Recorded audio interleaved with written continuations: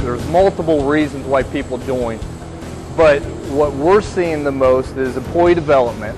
What we found when we put an ad in the paper about a year ago for somebody in our accounting department, and I got 60 ads, so I had a good 10 excellent candidates for the accounting position. Not too long after that, we decided we needed to add a machinist, and we put an ad in the paper, and I got, well, actually between the ad in the paper and somebody recommended Craigslist, I got 5 hits. So, and none of them showed up for an interview. For one company to go to the educators with what we need is very difficult to create programs for one employer, one small employer. So when you can pool many, many employers, and you're talking about dozens or perhaps hundreds of workers throughout the community, that brings a much larger voice to the educators. The association has done a great job teaming up with local educators, consultants, speakers, lots of opportunities for employee development. And then the DRMA spearheaded this National Manufacturing Day that occurred back in October. And it was an event to get parents and kids and teachers and guidance counselors and school administrators into these facilities, because I think, first of all, the parents aren't talking about it, the school didn't seem to be talking about it.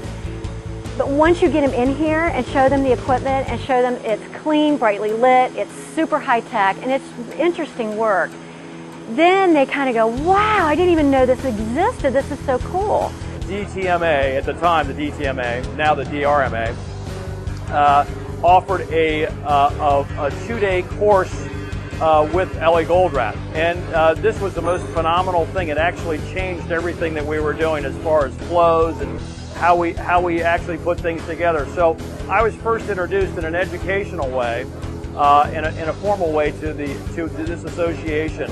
And I have to tell you that I've run this company primarily based on that from 1992 to the very day that we're in now.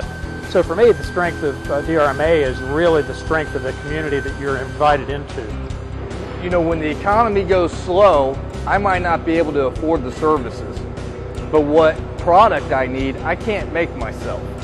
So manufacturing is still viable even in a down economy, because to save money, I'll cut services, but if I got to buy a lamp, I still buy a lamp. I still honestly think that the biggest reason that anybody would want to join the DRMA is because of the many, many connections that one gets in each and every monthly meeting. It's been extremely valuable to me to know and understand some of the problems of other people, and to get some of the advice from other people who I've learned and met. The opportunity to learn best business practices. So not only is it employee development, it's business development. And that comes through the speakers, that comes through networking with other companies.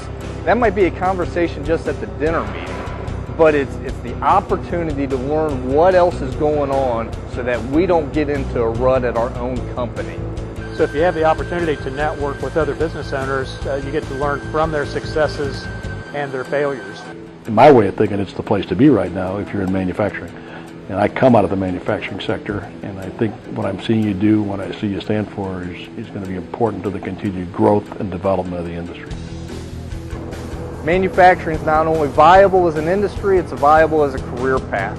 So you put all that together, and DRMA is a strong advocate to keep our industry going, and also a great resource for our individual business.